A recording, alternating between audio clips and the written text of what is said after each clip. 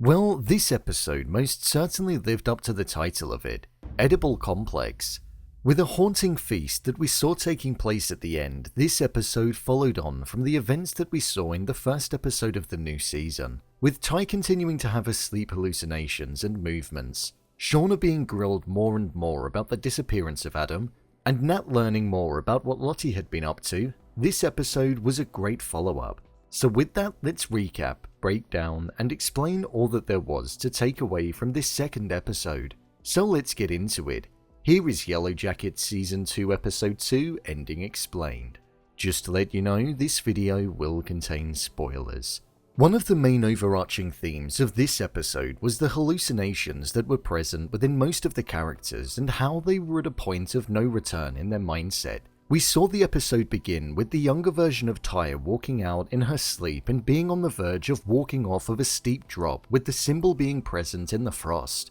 We also saw Shauna having her hallucinations and continuing to speak with the deceased Jackie. However, following on from the ear consumption last week, she was now consuming other parts of her and putting makeup on her as if she was still alive. And we also saw Trent having hallucinations and seeing Lottie when he was being intimate with Nat, showing that the mindset of the group was drastically different to how it once was and that it was all taking a toll on their mental state at that point.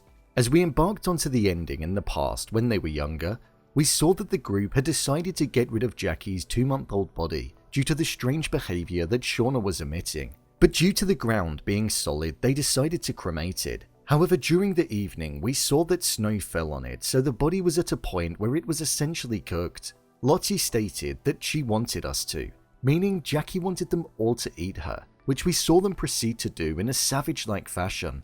It was quite a haunting scene to bear witness to, as they didn't look fazed by what they were consuming and were like a pack of hungry wolves around a carcass, tearing, ripping, and biting. It was a poignant moment in the episode because they all participated, and they didn't bat an eyelid in doing so. Well, other than Coach Ben, which could prove to be detrimental for him in the future. He looked shocked by what he was witnessing, and almost fearful of what they all could become. With him being slightly injured and significantly weaker if he were to be ganged up against, then there's nothing to stop them from overpowering him and doing something if it were to come to drastic measures. Let's break the rest of the video down by the ending for the main characters. Shauna. Shauna didn't have too much involvement in this episode in the present day. It was mainly around her troubled relationship with Callie, and how it wasn't looking as though it was going to be repaired anytime soon. We also saw that she was being grilled by Detective Kevin on the disappearance of Adam, something which she managed to avoid for the time being due to Callie distracting the detective. However, it's definitely going to come back to her. With Callie being in a bar and chatting to an individual who she believed was called Jay, this wasn't actually the case. The person was actually called Matt, and he was an officer who was undercover and followed Callie to the bar. This was in order to get closer to her so she could eventually reveal information about her mother. He's definitely going to be playing the long game, but I already feel as though something bad is going to happen to him. I feel he's not going to last if Shauna finds out that something is going on. With Callie having the burnt image of Adam's ID with her, I do wonder if that's something that's going to slip out or be found on her by Kevin or Matt. Lottie and Natalie.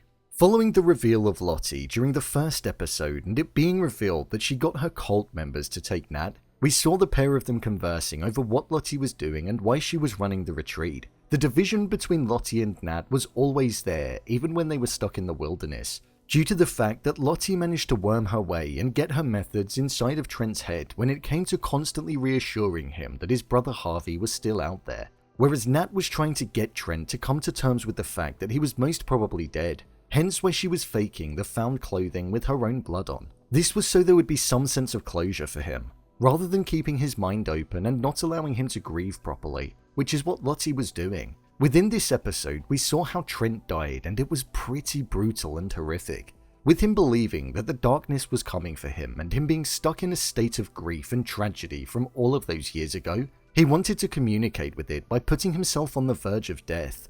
But due to a button breaking, it meant that he did actually die. At least, that's what we were told. During this, Lottie was having visions of Laura Lee in multiple different forms. Due to the religious side to Laura Lee and the historic visions that she had and the mentioning that it was God's way of communicating, this is why she was most likely occurring during this moment. Lottie is filled with darkness, something which Laura was not. Natalie didn't necessarily buy that it was a freak accident, and it doesn't seem as though it was, considering how high Trent was propelled, so it definitely stemmed from Lottie, which I think is going to be revealed to Natalie later on down the line. Ty. Ty is the character that is probably regressing the most in the present day. She's fully going back to how she was when she was stranded in the wilderness. We saw that like when she was younger, she'd now started having these visions and hallucinations again. She believed that her son Sammy had come to visit her and she'd spent all afternoon with him, following him walking over there from school, but that wasn't the case. It turned out that she imagined the whole thing, as Sammy was never picked up from school. She seems as though she's the worst we've ever seen her since she was younger with her sleep movements. So with Simone saying that she needed to get help, it does make me question if she will get it. I think this is what is going to tie back into her being reunited with Vanessa again, which is something that we know is definitely going to happen within this season. As the both of them were going to collect Sammy from school, we saw that a vehicle hit their vehicle at speed, due to Ty almost zoning out. So I guess we'll see the repercussions of the accident in episode 3. I imagine they're both going to be okay, but I think it's just going to form more of a wedge between Ty and Simone and Sammy, leading to a more frosty relationship. I thought this episode was a good one. It developed on from the first episode well and provided a lot more backstory for what it is that we were seeing. We saw the group in the wilderness at the most wild and rabid that they had ever been. We saw them tucking into Jackie like a bunch of animals, and we saw them all doing different things to show the care that they had for one another. I feel sides are definitely going to be formed and divisions will take place. There's a lot of separation going on. Ty and Vanessa, Trent and Nat, and Shauna and Lottie. It seems as though people have each other's backs, which I think is going to be something that will prove to be advantageous when the time is right. Coach Ben doesn't really have anybody at the moment, so maybe that will leave him vulnerable. I think Shauna will end up paying for her crimes, and it may come at the hands of her daughter, even if it is an indirect repercussion. With Misty looking as though she's being ignored by everybody, her hunt for Natalie is something that is continuing, so I do wonder if Nat will return before she sets off to find her. I guess we'll just have to wait and see.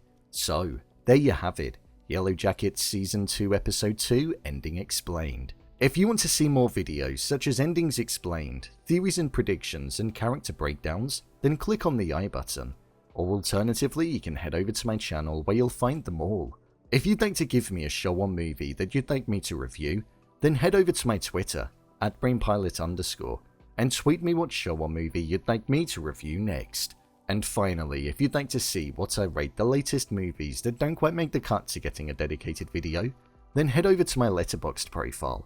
It's where I rate the latest releases in real time. What did you think of episode 2? Leave a comment down below, and don't forget to subscribe. I'll see you next time.